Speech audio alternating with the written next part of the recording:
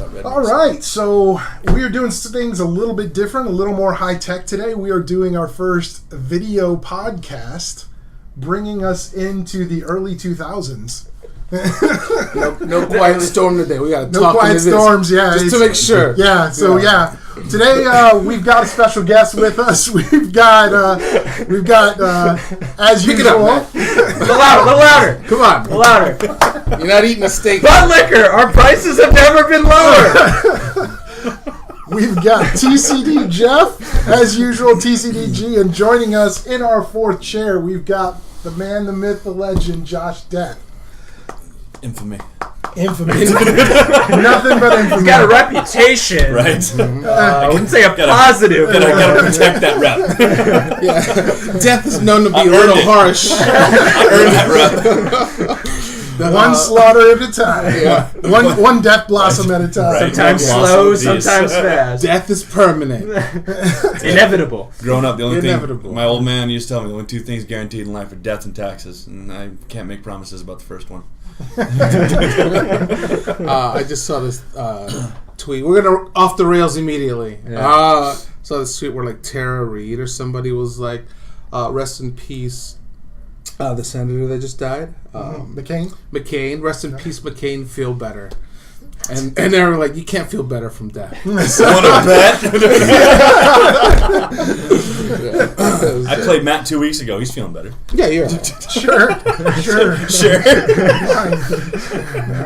So You wanted to blame that on the power outage. yeah, that's what it was. So speaking, great transition actually from Senator McCain, who we thank his family for his service. We're coming to you with a very special episode of Chainsaw Diaries today. We're partnering with Josh to do something really special. We're creating a charity opportunity with the Wounded Warrior Project, with all proceeds going to support warriors who 100%. have 100% who have gone overseas, come home injured for whatever reason. Some have been hit and put in some just incredibly rough situations, and Wounded Warrior does their best to make their lives a little more manageable, a little more tolerable once they hit back home. And you may ask, what are we offering in this charity event? Well, there's a lot of people out there who don't like you, Josh. Oh, shitloads. Is that the angle? That's the angle. Man. That's the angle. Hey guys, you don't like me, but Stick deep. Wow. I thought we were just gonna keep playing up the charity. No, but What a great guy. Hey, if you want to help veterans, accept this one. Anybody but this guy. this guy. Man, that's rough. In all true well, honesty, actually, a lot of what prompted this was probably one of the most common questions I get whenever people ask me, advice on how to be more competitive or so on and so forth. Probably the single most popular question I get is, one, how do I pick an army? Like, how do I go about actually choosing an army? And when I do choose an army, how do I go about making that army? Do I take it from the stages of I'm now going to run this faction to I'm getting this ready for a major GT and I'm going to take it to the competitive level? I get so many questions about what is that process in between there. And I decided, and it was actually, I was ironically playing a game with G just last week that actually prompted this in my mind, was I ran Necrons for the first time in 8th edition, and it was more of just a Gang rape. Yeah, I just wanted. I just wanted to try. I just wanted to try out Necrons. I really hadn't seen them because a lot of people kind of agree that you don't really see them very common in the competitive meta, and I really didn't see a lot of what they had to bring to the table. So I just wanted to try them out, see what kind of tools were in their box and what kind of stuff they could do. And we ended up playing 2 games last week, and 2 very different, vastly different styled lists that we played around with for the Necrons, and both of them kind of surprised me as far as stuff that I didn't realize they could bring to the table in a competitive setting. And so that got me thinking that, how many other factions out there are in a similar situation where they just maybe haven't gotten the spotlight yet, or maybe they haven't gotten that treatment, quote unquote. And so that's when I came up with the idea that, well, maybe instead of me choosing my next list arbitrarily like I would, I'd let the community pick for me. Maybe it's because someone has it's an army they run and they want to see a way to maybe make it more competitive or advanced that they haven't seen. Sorry. or maybe No biases here. Or maybe it's someone that really just wants to see me struggle my way through an entire GT, which is a total valid reason here. I'll be honest, anything to help this out is worth it to me. Trust me, making an ass out of myself. So no matter the motivation, I don't care what the motivation is. At the end of the day, it's for a good cause, and I'm good with that. And so what we decided to do is we're going to open it up. It's going to be $1 per vote. You can vote as many times as you want because every dollar you spend is helping guys out. So you can vote as many times as you want, and every vote you send in, when you vote for one faction within the 40K universe. And the easiest way to look is if you want to know, what factions are viable or not, easiest way to do it is we look at the ITC factions. That's probably the easiest guide for you. No, one of the ITC. For My Little Pony. Try and obviously no minion eyes, no unaligned. All right, as much as I tried, me and my friend Mike Snyder down in San Diego, we tried to push the unaligned ITC faction last year. They quashed that and they said no, you cannot run 4 fortifications as your entire army. Buildings. They tried. Come at me. Yeah. But I can't move. So if you're curious about which one to run, then obviously that would be the way to go. Look at the ITC factions for what factions to vote for, and we're going to open up some of the sub factions as well, like obviously if Inquisition isn't on there or Assassins or stuff like that, even to the extent of, and we are going to open it up just because I think it would be interesting as heck at this point. G and Matt both mentioned the new Eleusidian Star Striders are getting their own codex within the next 2 weeks. They sound like the heat. As such, because they are having their own codex, they are, I guess, a fully playable faction. So you can vote for them too. The whole point of this is the top faction, whatever faction receives the most votes by the 21st of September, I will write a competitive list, build that competitive list. I will write it, I will build it, I will paint it, I will prepare it, all prepping to go to the Michigan GT on October 12th to the 14th at Lansing, Michigan, and try and compete with this list in the Michigan GT and see how well I can do. And it will be all documented. We are going to document both in writing podcast updates on the Chainsaw Diaries, as well as I'm going to try and do a video blog of all of the progress that we do, because there's going to be obviously a lot of test games and practice games and so on and so forth. Through this whole process, as well as the hobby side of it as well, because I'm going to obviously try and put a little effort into making it, look decent as well. Look good while losing, or winning. Either, right? While struggling, And then I guess the icing on the cake, really for me, is at the end of all of this, after the Michigan GT, we are actually going to also, another side of the charity, we are going to raffle off the army as a whole. We are literally going to raffle it off. $1 a ticket, same exact price. $1 a ticket gets you a raffle ticket. And the whole point of this that we're going to do is, again, all the proceeds go to the Wounded Warrior Project. Whoever wins the army, I'll actually include a small booklet that will go with the army of kind of, basic tactics and just kind of a recap of, all the things we learned through the process of developing this list and prepping for a tournament. The ins and outs and the tricks and the tactics and stratagems to do and all that jazz.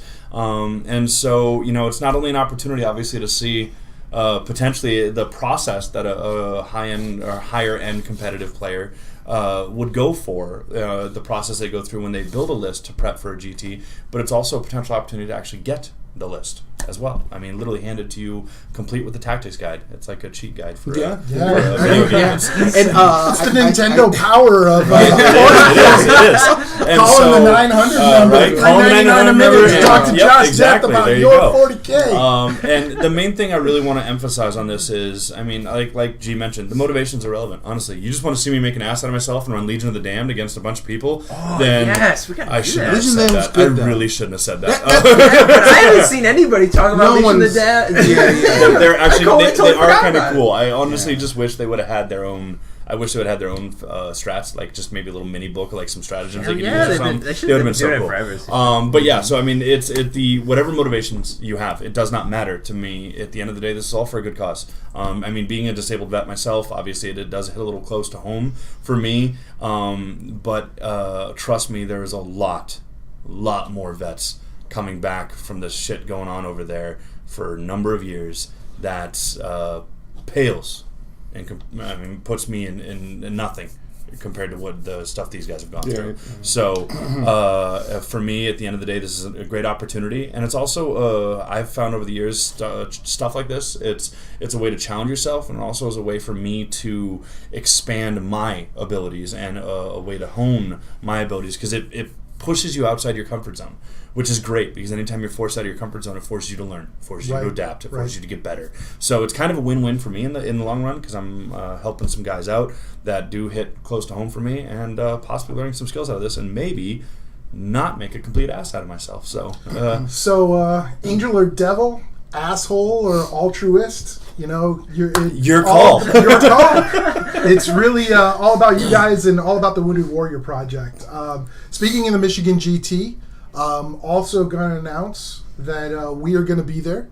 At least 2 of us. Jeff, you going too? I'm gonna try. So okay. We'll put it. We'll put it in that time off. We're actually already setting up a carpool. Yeah. And, so I'm looking at getting an Airbnb for about 8 people already. So, so we're trying to keep it down house. to a lot of dudes, right? Trying to keep it down to about if we can 20 a person, like $20 to $30 a person for their entire hotel. For the entire weekend. Yeah. And figure if we can make it on 2 cars, make it with knock it down to 2 vehicles, then at that point now we're looking at like $15 a person in gas.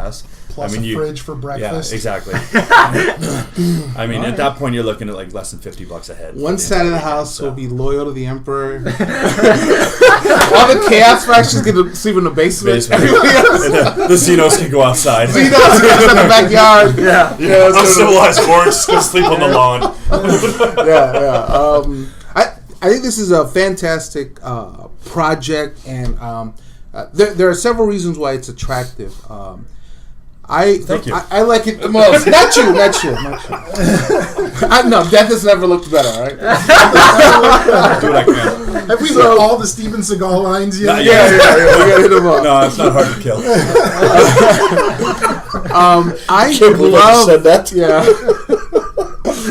Oh, I'm going to hell. I would love to. The process is what I'm interested in. It's like to see like, all right, this doesn't work. Where do you start? Like, where do you start? And these models have, I don't play one wound models. I think so. Like, I like to see like, all right, these are bad. These saves are terrible. Their guns are good, but I gotta protect them. Like that process from a high level player. That's what I like. So like, and I think it's kind of cool. Like, it'd be the shit if Rogue Trader won this thing. Right? A brand new faction that just came out with an 8-page codex, takes it with, even if it's Astro Militarum, whoever helping, like Grey Knights, like that's that. There's, like I said, there's several reasons that this is super cool. Yeah. Along with the charity aspects, just like the icing, so I think it's sweet. It really hits all 3 of the things that all 3 of us love about the game. Like you said, you got that competitive side coming for you, Jeff.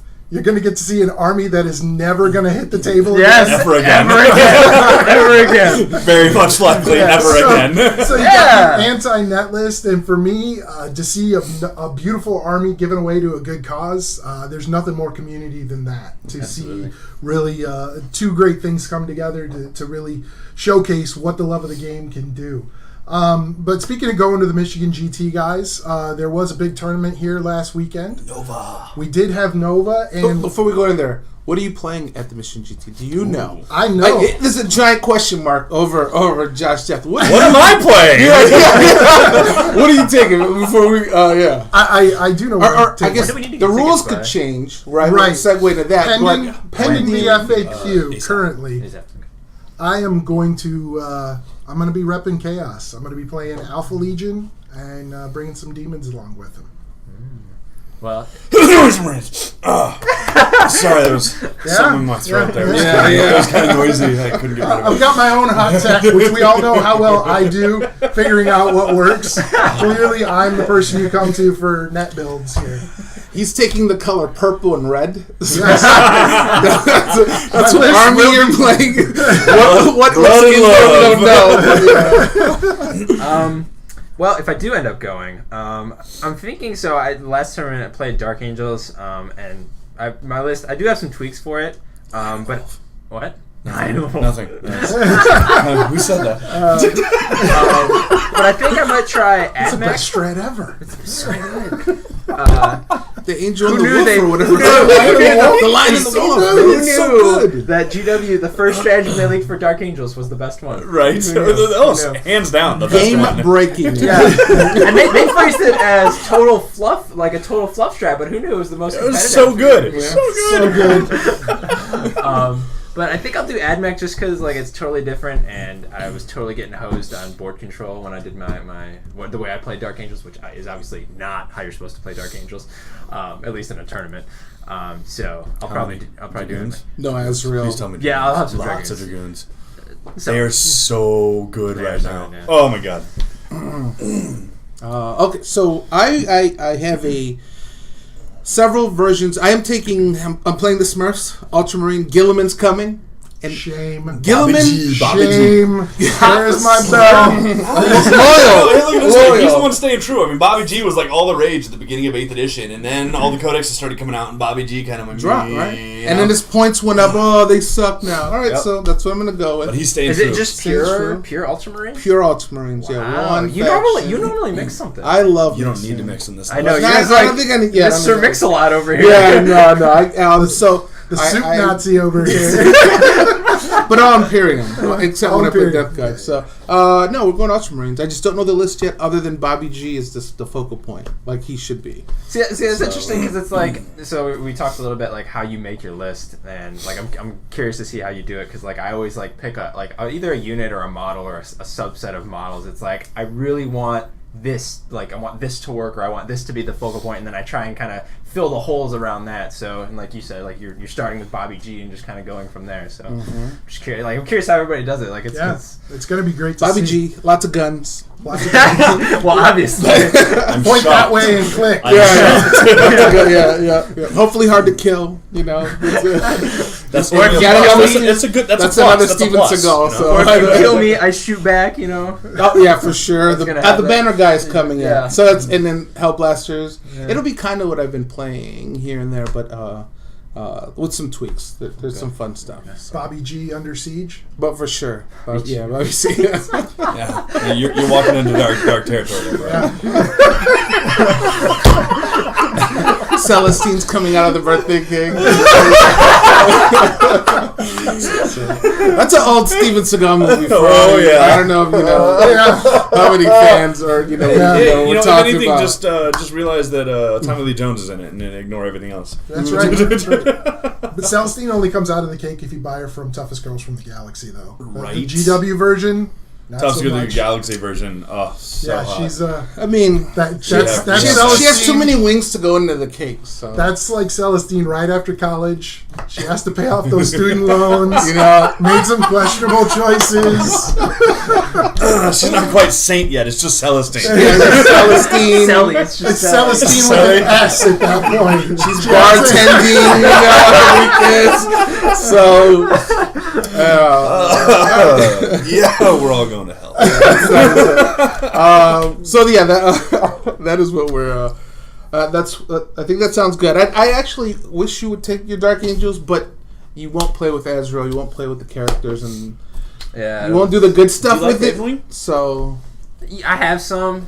Deathwing is my favorite part of Dark Angels, so I try to always like get them in there somehow. You know. Yeah. Depending I love on the this, plans, depending though. on what this new FAQ does, I mean, one of the things I've been really hoping for is once the night meta tones back a bit. I mean, obviously, I don't think the night meta is just going to get like curb stomped. It's not just going to go away. It's there, all right. It's Yeah. there, and we need to accept it.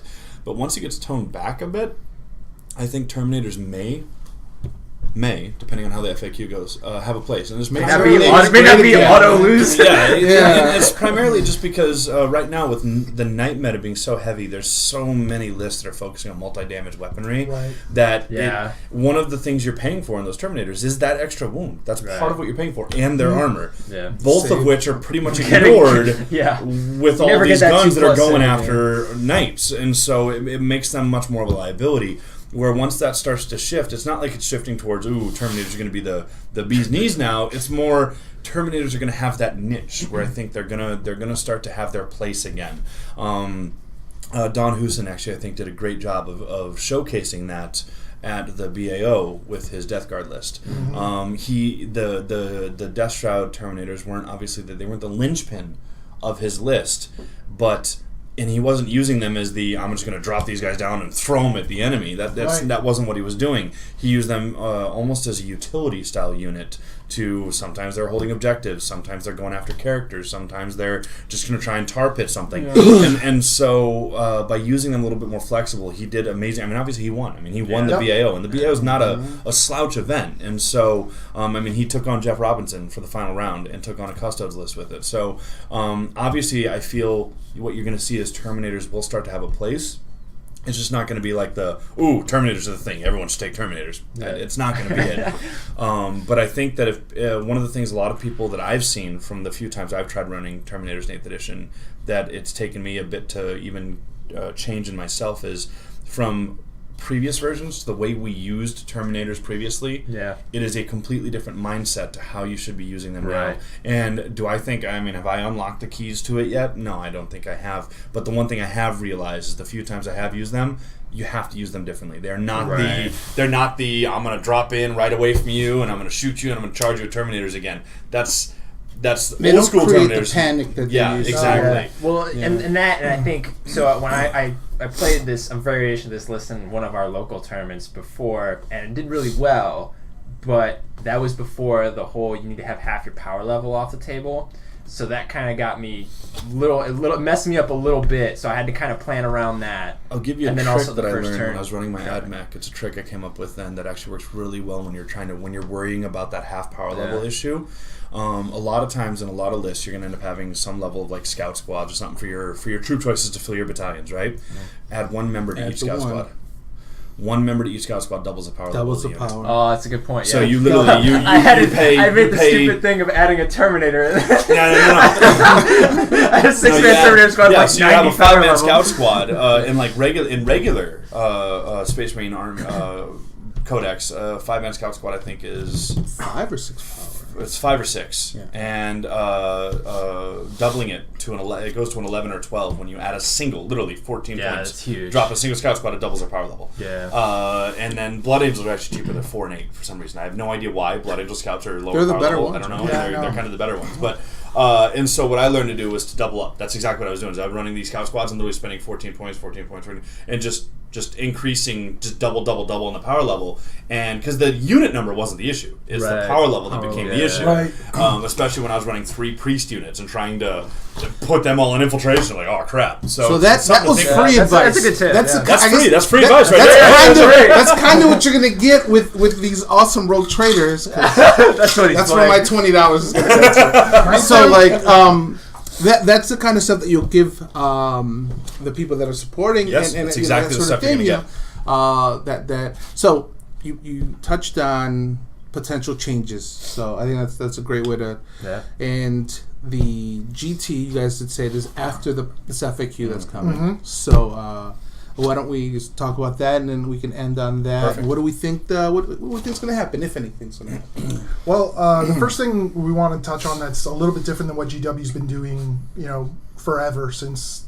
Well, I'm not necessarily the oldest GW player in the room anymore, but whatever. The thing that Neckbeard GW's got a little doing, shorter here. Yeah, I know. Fresh shaved neck. Cleaning up a little. But something that GW's never done in the past is they've given us a set release for FAQs. It's going to go.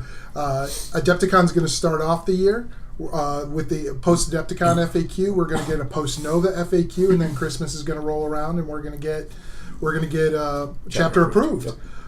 In addition, they've also kind of we've had a year of 8th edition now, so we kind of know what they're coming with. They're coming with post Adepticon and post Nova are going to be rules change FAQs, Emphasizing more on the rules change. Right. Yeah, that's what it And seems to have been.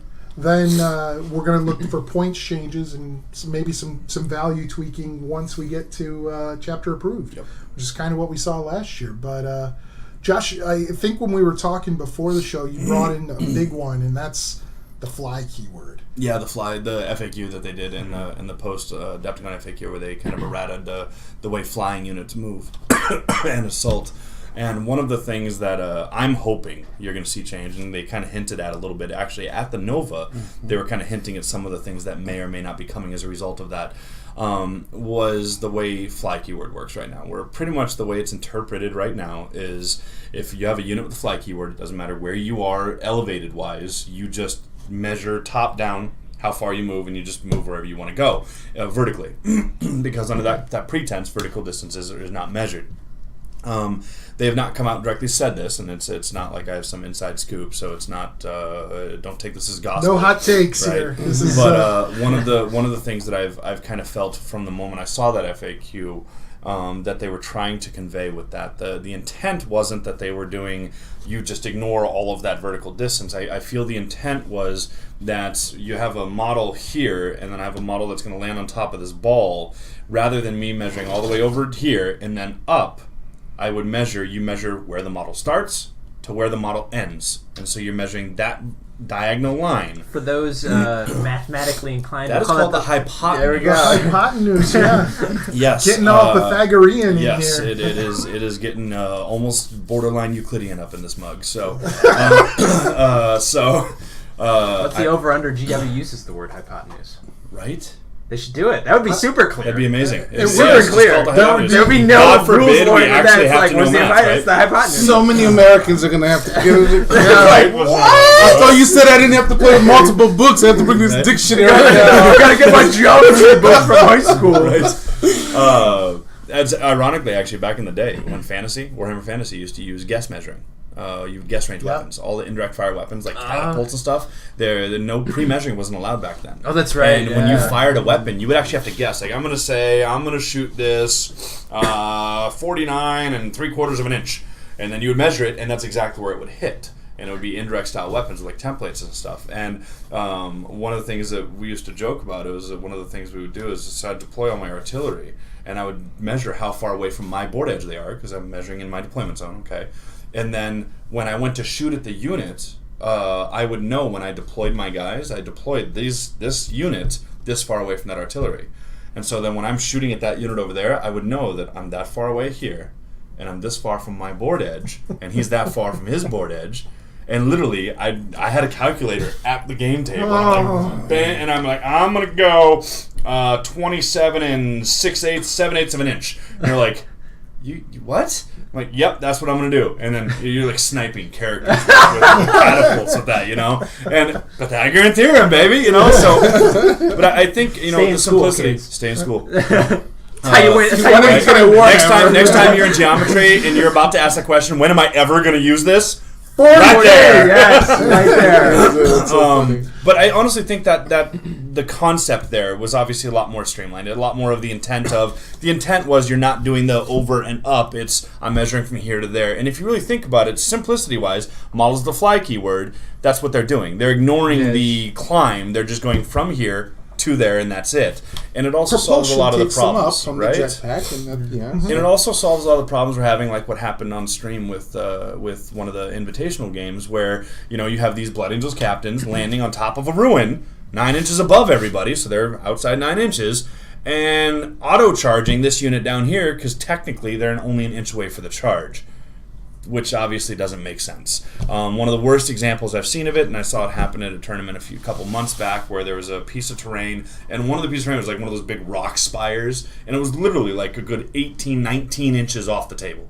All right, and the guy deep strikes on wings of fire, his Blood Angels captain, all the way up here, and then he auto charges the guy's company commander, and it was literally like a 26-inch charge or something if you look at the actual distance of it, but it was like 4 inches. They should auto-die because that drop with that hammer, just like Thor hitting Captain America's shield. What it is as long as they can, because the way the FAQ says is you still have to be within 12 inches to actually declare the charge, right? So all he did is he declared a charge on this guy, this guy, and this guy, and then came through and did another round of swinging, and it was just dumb how far these models are moving in this case. It just makes no sense. And so I'm hoping that's one of the things. I'm really hoping that's one of the things they're addressed. As well. Honestly, the one thing I want to see them address more than anything, and it's probably something I've abused just about as much as anybody, is the CP regen. I'll be honest. It That is. has to. It is it's got to go. As a much chaos as- player, that shit has got to go. As much as I have milked it for all it's worth as well, I'm just as guilty of it. I really do feel it is a very, very toxic mechanic for the game as it is right now. It is causing a lot of toxicity in the game because Chaos players, any Xenos army that goes up against an Imperial force, and I'm like, I've got 20 command points, and it really doesn't matter because I really have like 90, so it's cool. Oh, Eldar, they're fine. They're fine. To an extent, they get the soul burst, which is 3 command. So they get 3 command points. So, but yes, exactly. I agree. I think that has to change. I actually think that goes to your earlier point that if they fix that command point regen, knights will simmer down. Yep. They're still good. They'll still be on the table. But you don't have to feel CP bad. Intensive. But you're going to run out of CPs. Yeah, a lot of people really complain about the Blood Angels captain. I've seen a lot of people say, "Oh, they need to jack up the price of the Thunderhammers or the shields or whatever." Yeah. And my entire response to them is, if you look at it this way, remove the CP regen from that army. Okay, take it away completely. Think about how many command points you spend for 2 Smash Captains on your army to do what they do in the first turn. So you figure, first off, you're spending the extra 3 command points for the relics early because you already have the Guard relic for your CP regen, okay? So you've already got 3 command points down just for the relics, okay? Then you're spending another 1, 2 to make them both Death Company, all right? So that's 5. We haven't even started the game yet. All right, and there's 5. Okay, sweet. Turn 1, I'm going to do the Forlorn Fury on one of the captains, give them the free move. All right, we're up to 6. All right, and then I'm going to on Wings of Fire the other one, so he bounces over. Okay, that's 7. All right, now I'm going to Descent of Angels that other captain over there. 8, 9, that's 2. All right. Now, assuming I never use any re-roll during any of those, which likely you're going to do for one of those charge rolls, you're going to re-roll one of those dice. We're already at 10. Okay, sweet. Now I'm going to roll in. I'm going to do Red Rampage, so I get the extra D3 attacks. We're at 11. All right. Now, assuming they don't kill one of them, which they probably will, because you're going to suicide one of them, so you can get the extra round of swinging with only in Death's Duty End, 13. And then at the end of the phase, you're wanting to go 3 more to swing again with a captain. We spent 16 command points on 2 models before the end of the first turn. And how do you get 16 command points in this game? Shy of a brigade and a battalion, you're not. So that's why. So, and that's the thing is, and if you did want to bring a brigade and a battalion, okay, so I brought my Imperial Guard brigade and I brought my Blood Angels battalion. That's awesome. But now I've literally used all of my command points before I even hit the bottom of my first turn. So if those 2 Blood Angels captains didn't just win me the game, well, that sucks. Yeah. You know, and so that's the thing I keep emphasizing to people is you get rid of that CP regen, and those Blood Angels captains and the Knights, they're still good. They're good, which they should be because that's what their intent was. Right. But now they're not the auto-include that they have been. They're not the game-breaking, oh my god. I've tracked it at a few of the tournaments I've gone to where I'll run the Guard with the Blood Angels and whatever third thing I mix into it. And I've seen, on average, at a lot of the tournaments I go to, I will spend, on average, 30 to 40 command points a game. And I only start with 12.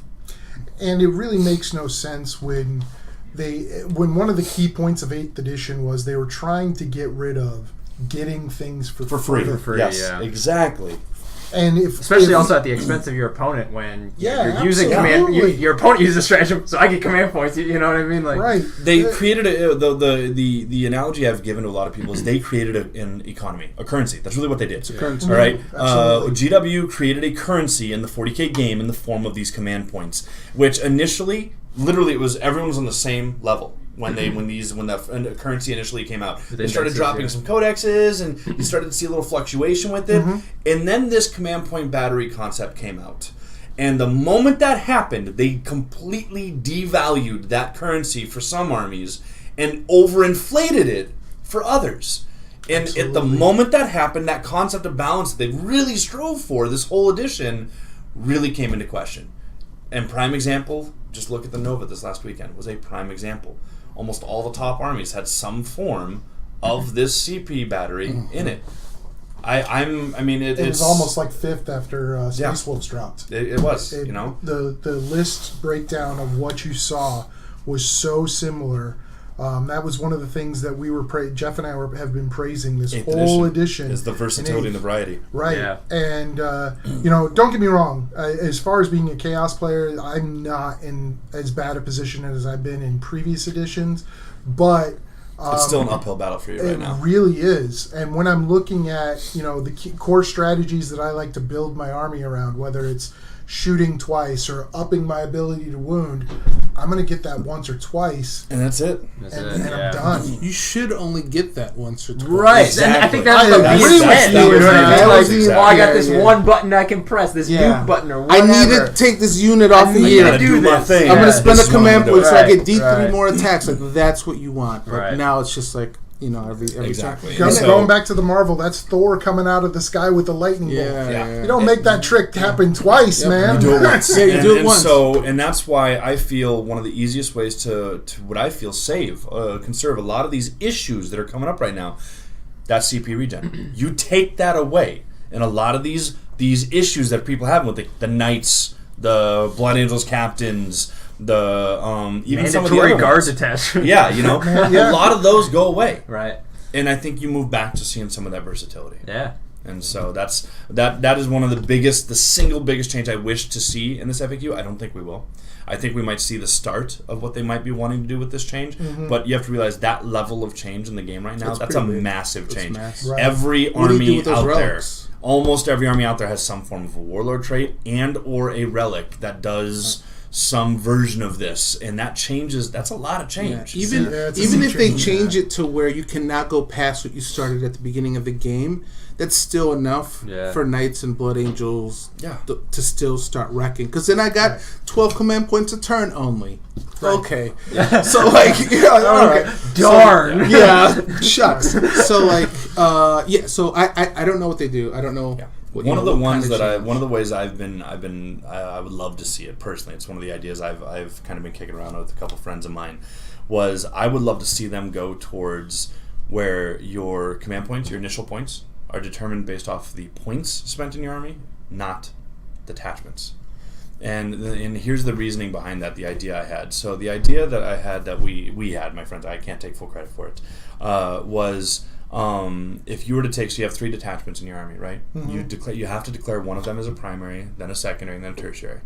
All right. In your primary detachment, every full, and this is an arbitrary number, it's not really finalized, like running numbers on it, but every full 100 points you spend on that detachment earns you 1 command point. And then your secondary. Oh, the battery's gone. You literally, at this point, it would be you would completely remove it. Okay. You could change all of those warlord traits that give you those to some form of reroll mechanic. In essence, like the Grand Strategist, instead of having once per game reroll a save, wound, or hit roll, you once per turn reroll a save, hit roll, or whatever. And that'd be a fairly easy translation. But if you could swap it to points instead of detachments, a couple things you end up getting rid of. One of the biggest complaints I see from a lot of the older players in the Warhammer community is soup. Yeah. I'm sure you know what I'm talking about. A lot of the older players, the moment you start talking soup armies, Mono factions, man. Exactly, right? A lot of those guys. So here's the idea here. For every full 100 points you spend in that primary detachment is worth 1 command point. Your secondary detachment, even if it's the same faction, if it's your secondary detachment, every full 250 points spent in that detachment earns you 1 command point. Your tertiary earns you nothing. Your tertiary is there as a tertiary. If you want to bring a couple extra units or something of something else, you can. It's not giving you command points. So this does 2 things for you. One, the most command points you can ever have is 20. And that's assuming you spend exactly 2,000 points in one detachment. Right. That's 2,000 points in a single detachment. So that actually makes it to where if you really want to capitalize and get a crap load of command points, you're actually going to have to really look at what your army can bring. Okay. Right. Number 1. Number 2, it also removes tax. Tax units are one of the things I hate the most. They had it in 6th and 7th edition, and they have it now. Yeah. Okay, I need a brigade, so I'm going to bring these 3 cheap, crap, fast attack slots. Not because I want them, but because I need them for this attachment. Well, now, if I want to run a brigade or a battalion or a vanguard, the only thing those different detachments are doing for me in these slots now is just relegating what my force org options are, which is what they were supposed to be to begin with. Mm-hmm. Mm-hmm. So now if I want to run a battalion as my primary, and I want to run, or a brigade as an example, right? Well, let's say I want 6 fast attack slots. All right, now I'm encouraged to spend those points in those 6 fast attack slots to get those command points. So there's no more restrictions on you have to take 3 units of this. Yeah, it wouldn't have mattered. It's the detachments determine what your force organization allotment is available to you, and the amount of points you spend in those detachments determines how many command points you get. And if you think about it, you start doing the math on that. On average, how many points, the most points would you spend in a normal single detachment? 1,200? Yeah, 1,300 points is kind of the ballpark, right? Sure, yeah. Okay, so that's 12, 13 command points, right? Okay, and then you figure if you spend another 500 on your secondary, that's 2. Yep. So you're at 15 command points. But if you go all nights and that's what I'm spend saying. 2,000 points, 20 command right, points that's for the a thing. night? Yeah. There's no mathematical Can you way. get an exactly 2,000 point list out of knights? Because... Remember, it's every full 100 points you spend in that. So you get the So best in you do would be 19. 1995, you're Slowly not gives you getting 19 CP. That's fine. But 19 CP? Yeah, who gives, I'll take that with my Castellan. What's and it my- take with 19 3 or models? 20? But that's.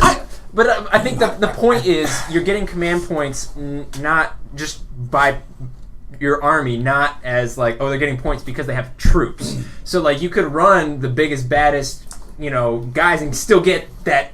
Yes. Ton of command points. If you think about it, was the intent of the knights to begin with. That's the whole reason why they changed that lance formation they have. That's why they made it to where if you run that lance, it's worth 6 command points.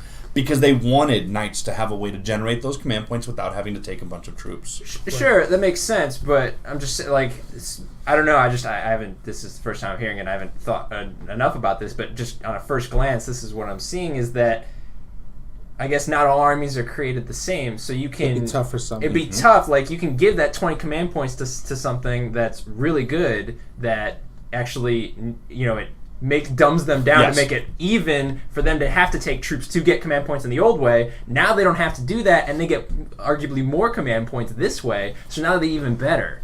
And that I could say I think the most you could do in a knight detachment would probably be the most visual example of that. Sure, yeah. I think the best you could probably do would be 4 knights. Would be most likely the best you're probably looking at is 4 knights in that. It'd be 3 or. Can you fit a few armor in there, the little dudes? You could do 3 and a couple, 3 main knights. I think that's exactly. There's a list with that. Yeah. But if you do the math on that, all right. So you have 19 command points, right?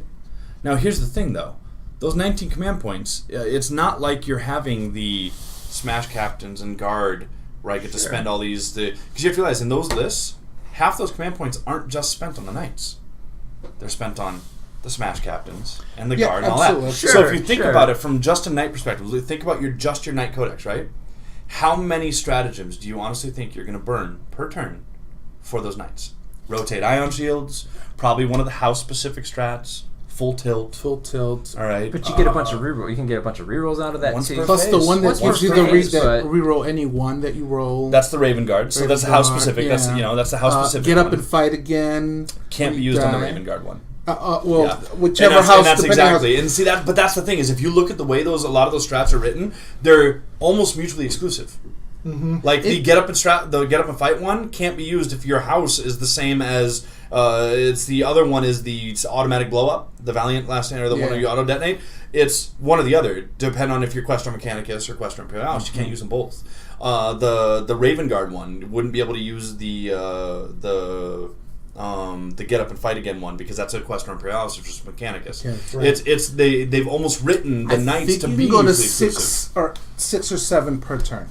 Yeah, on both reliably you could, which gives you 3 turns. See? Maybe this is worth an experiment, but I think exactly. 3 turns is all you with need. those knights might be all you need. I'm not Potentially. But the issue you run into is what happens when that army faces a horde. True. Because again, in ITC, you still have to score objectives, and that army struggles at scoring objectives. Hopefully, that's the point of that one is if you spent 1,900 points your army in all knights, okay, the one thing you don't have is the one thing all these other knight lists are getting with their 300 point guard battalion. I get my 5 CP, and I have board control. Right. The 2 things the knights lack: the ability to generate command points cheaply, and board control. Sure. That's what they're given in there. Which you lose that the moment you choose to spend 1,900 points on knights. Yeah. And by emphasizing a mono build army, you start to look at what individually armies don't do well. in order to get to that max CP level, you're bringing back things that we've talked about since the beginning of the podcast of, well, sure, Dark Angels does mobility well, but how's their rate of fire? You know what I mean? Well, they have churches. And now you have to ask yourself, is the sacrifice worth it? Is the sacrifice to bring it from a different faction worth the loss that I may be taking in those CP? Yeah. Sure, yeah. See, I like monofaction, even though I play super whatever, I like monofactions, but until they introduce more universal strats, everybody gets to fight again for 3 command points, everybody can shoot for 2, those type of things, that there's no incentive to play the single. And that right there is where I think that incentive is there, but it's not a punishment for those that don't want to run a monofaction. That's the key that I wanted to emphasize. Was here, if you wanted to emphasize more of your army to that single faction, or more importantly, that single detachment, you can, but you don't have to. Sure. Because I can run I'm gonna put in some of this and some of this. The only thing that we ended up adding after thinking about it a little bit was that we required the warlord had to be chosen from the primary detachment. That was the only thing we added to that. And I think there does need, I think that's a good idea. I think there does need to be a benefit to going mono faction. I don't think there is one right now. 3. But I was thinking, also maybe one way to fix it is the command points that generate. So you could maybe still keep the detachment system, but whatever faction generates those command points, only that faction can use those command points, if that makes sense. So it's only concern, and I thought about that. I've thought about that as well. Paperwork, one of my biggest concerns. It's not even actually the paperwork issue that comes into play. One of the things, and this is coming from the competitive, all right, the high end competitive level of play. Here's the issue you run into: how many doors does that open up for indiscretion? Yep. What do you mean? So. I got 3 command points last round, and I swear it was for my Blood Angels, not my Knights. It's not at the high end competitive. This is where spotlights start coming in, and question comes in, and ambiguity and impropriety. More opportunity for potentially conflict. And that's the only. It's not even the paperwork, because honestly, we do so much fucking bookkeeping in this game already. Whenever someone says, "Well, there's a lot of bookkeeping," shut up. All right. Someone uses that as an excuse. Shut up, because you're playing the wrong fucking game. Okay? All right. So when it comes to the bookkeeping argument, that could care less about. What it comes down to me is how many doors does that open up to either impropriety or conflict, and it comes down to, how many times in a game right now how many events have you seen where someone winds up arguing over? Wait, I thought you only had 2 command points left. Well, no, I had 3. How many times have you seen that argument happen? Or what if my Death Watch army has the same strat as my Ultramarine, but I was like, oh no, I'm going to do Ultramarine because I want to be able to do something specific. The conflict that can arise is just scary. It scares the shit out of me, because that's the stuff that, as a competitive player, with the amount of effort that a lot of the higher competitive players have put into trying to foster this competitive community, that's the shit that happens, like what happened at LGT, what happened at LVO, what happened to some of these big events that puts a cloud over it, because now that's what people walk away from remembering. They don't remember the tournament, they don't remember the event or how awesome it was or whatever. They remember this bullshit that happened, and that one right there, I could just see whole episodes of exactly that's the point that I get into. If you want to look at something, when you're talking about it in a constructive way, you're talking about it in competitive versus non-competitive. That is something that very easily sparks the whack argument. Mm-hmm. And you want to talk about something that is just literally a match above a keg of kerosene. You're right. It's it lights that on fire really bad. Just because the people who complain most loudly about whack, generally speaking, don't have as firm a grasp on the game as the highly competitive players do. So it's something that is very obvious and very unseemly when it happens, that could go rounds and rounds and rounds without getting noticed, and one time it ends up on stream and all of a sudden everybody does it. Yeah. oh, this is what competitive players do. It's not healthy for the game. Yeah, and that's so that because that was one of the ideas I've seen tossed around about the whole CP regen thing was, well, whenever you regen CP, you can only regen for that faction that regen it, right? But trying to manage that and trying to maintain control over that in a competitive setting, it just opens so many bad doors that just scare the shit out of me. Yeah. It's got to go. I think it's universal. It's got to go. I agree. It's got to go. I don't know how. GW's going to try and finagle it in there. I don't have to think about, or maybe just on a 6 and not on your opponents. To me, that's the worst. Feel bad. Yeah. Like if I know I'm playing doing a strategy a guard, I'm spending all my command points pre-game. I was like, there's no way I want to give him command points. That Eldar player at Nova went down to 3, and at the end of his opponent's turn, he was at 9 command points. I was like, oh. Because every time they rolled one, he got on a 6-up, he got one. And I was like, "There's no way. I'm spending my money." The worst feel bad. The worst feel bads is when you're the Dark Eldar player and drop the 3 to say, "No, you don't get to do that." And wait a minute. Fed me command points. Let me check. One of my favorites is especially right now, and I've used it extensively. Something actually, I was just on a podcast last night talking to some guys over on the West Coast, and one of the things that they were talking about is the command point regen concept. And you have the Grand Strategist, and you mix it with the Blood Angels Veritas Vitae. And I mean, you guys saw me run that quite a few months ago. Yep. When you guys saw me run that. And one of the things I love seeing, and when I run that army, I love someone playing Dark Eldar. I want them to vect me. I'm asking them to vect me because they don't realize that them spending those 3 command points. So I'm going to do my Descent of Angels so I can charge 3 dice, right? All right, I spend my 2 command points. Okay, well, before you roll your vect, you say you're vecting me, that's fine. But I get to roll my 2 dice for my Grand Strategist plus my 1 die for the Veritas Vitae to see what I get back there. Mm-hmm. Statistically, I'm going to get at least 1 back, minimum. All right, let's say I get lucky and I get 2. Okay, then you vect me, so you spend your 3. All right, and then you roll. And unless you roll a 6, I get my 2 back. Okay. Net. So you're at 5. Now, because you spent 1, oh wait, I got my Kiraz Aquila. I get to roll another 1 to see if I can get 1. So what ends up happening is, yes, you stopped my stratagem, and I netted 3 to 5 points. You bait. You just that's bait. That's exactly what you do. Yeah. I want you to vect me. Vect me. Because you just burnt a third or a fourth of your command points, and I made those back over the top on me. So all you did is, this war of attrition we're fighting, you're dramatically losing. You actually want to spend all the strats that are 3 command points. Mm-hmm.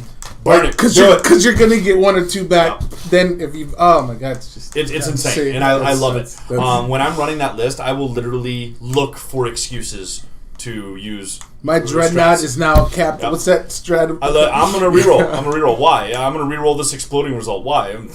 Because I can, and it's most likely going to be free, so I don't care. Yep. And literally, that is my mentality on that list. The only downside, though, is when I went to ETC, the list I was prepping was Eldar. And so I remember the first couple practice games I played with that army, I burned through my command point pool like the first turn. And all of a sudden I'm like, where's all my command points? And I was such in that mindset of like, I just did everything. I burned points. Do it all. Not there to come to. You're going to keep counting. Like, I'm going to do this one, and then this one. I'll do this stratagem, and I'll do this one. And it was amazing to me to see that mentality. I had to complete paradigm shift in my mind. I was like, oh my God. And that was when it finally dawned on me how massively abusive that really is. Absolutely. And how the other armies are like, what the fuck? Yeah, I actually don't think I don't think it's a tax to get command points back. Like, we call it, I have to take this unit to do this, but that guard, that is not a tax anymore. Like, it is just like, you're making money. I'm spending money to make money. The Imperial Guard welfare? The Imperial welfare. And so, that's the single biggest thing I want to see in the FAQ is some type of address to the CP regen. That is the single largest. I mean, there's a lot of other small things I'd like to see in track, but Deep Strike back at some point. I don't like. I think they went too far with only in your. The one I've seen that I like, and a couple suggestions I've seen, I really like this one, is if you just limit it to you cannot deep strike into your opponent's deployment zone. That's it. Turn 1. Also, keep whenever you show up from reserves for any reason, You cannot move again that turn, no matter what it is that does it. You can't even charge? You cannot move. Not move? Charge. Yeah, move. Charge, okay. Yeah, so like you cannot be warp timed, you can't be quickened, you can't move with the guard order, whatever. For whatever reason, if you show up on reserves, you cannot move again. You can clear a charge, that's fine. But the main key to this is you will never get better than a 9-inch charge. Now, is that like also for the ones that like deploy when the game begins, kind of thing too? Would you count that as well? No, it's not deep strike. Right, but it makes it so easy to just be like, I'm 9 inches away, and then I might try to move, and I'm like, yes and no, because a lot of those armies that rely on that, one of the biggest issues they run into is how do they handle going second? Because when they do that, they're still forced to put that unit on the table prior to turn 1, and so it forces a good player to realize, okay, well, I got this amazing, awesome unit. What do I do with it now? You know, I still want to use it, but I don't want to get curb checked before I even get to put it, get it into action. And so those ones don't bother me as much because as a player, I can play around that. Well, guys, bringing it back. We're going to go on forever. Yeah, exactly. Let's give it away a lot. That's why they don't have me on here. We're good for about like once a month. This 10-minute special broadcast about the Wounded Warrior Project. I think we're running up on an hour here. It's an hour-long podcast. We got this. But, go ahead. It's clearly a very special edition. Yeah. Dancing with Death. Dancing with Death. You know. Making Terminators great again. That's right. You got test interest. I am all for it. Bring them back. So if I see 30 votes on here for Deathwing, I know who put that. Yes! Oh, we gotta do it. Yes, done. I was gonna do like mix some Legion of the Damned, like 5 for Legion of the Damned, 5 for Death Watch, and then something else. I don't know. Just like no, Deathwing. Deathwing, all caps in the subject line. You know who this is from. I'm okay with Rogue Trader Deathwing because that'd be sweet. God, that'd be a wicked. Oh God! All right, you guys do that. I'll make sure. All right, a second. So you know where our votes are going. Help me, please. Internet, you know. So if you want to help a worthy cause, and really, for my money, there's not a more worthy cause out there than helping those who've given up their health and welfare to help you gain. So we can play 40K. So we can play 40K. Exactly. Yep. And so that we have the time and freedom to be able to enjoy things like this. The toy soldiers. Yep. And this is your opportunity to give back. We're giving you not one, but 2 opportunities to do something really cool around the game you love to support the people who are there for you. So whether you want to vote for Josh Death to play the Eleusidian Star Striders with Deathwing. Eleusidian Star Dude, Striders.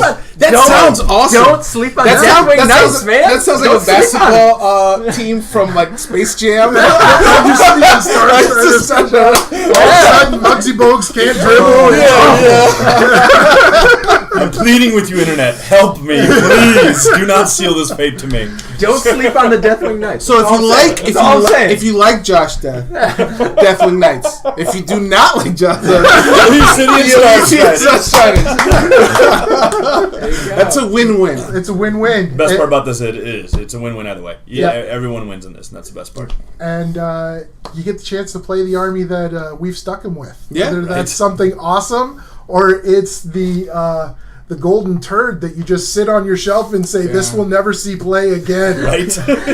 I helped make this poor bastard have to play this for 5 rounds. Not just that. It's going to be there's going to be at least 3 tournaments in between the 21st and the Michigan GT where this list will be in some very so they'll get to see it in action. So let's up the ante then a little bit. We got an event coming up at the 22nd. That's where the first version of this list will be played. So you get your votes out now. The whole reason we're closing it on the 21st is because on the 22nd there will be a list on the table around whatever it is I make. So Friday Night Lights, Josh is going to be up late. It's going to be a really late night. Reading an 8-page codex. It's a good thing. It's a quick read, though. It's a quick read. They have like 1 warlord trait, 2 strats. It's easy. It's great. Yeah. Of course, they're Imperial, so each character is going to give you a free reroll, so it's all good. Yeah, you'll be fine. No, there's some sort of battery already. It's a built-in battery. Already put in. Well, guys, thank you so much for tuning into the Chainsword Diaries. We're going to try and do some more of these video podcasts to get you a little bit more. I've heard a lot from the people who enjoy us. we just like hanging out together. Josh is one of those guys who gets to come hang out with us. We want to show you how much fun we have. It's not an act. This is really what we love to do. It's really how we are. We're just a bunch of goofballs talking 40K, man. Yeah. So help us out. Help the Wounded Warriors out. And see you at the Michigan GT. Jeff, why don't you take us out, man? I roll 1, so you don't have to.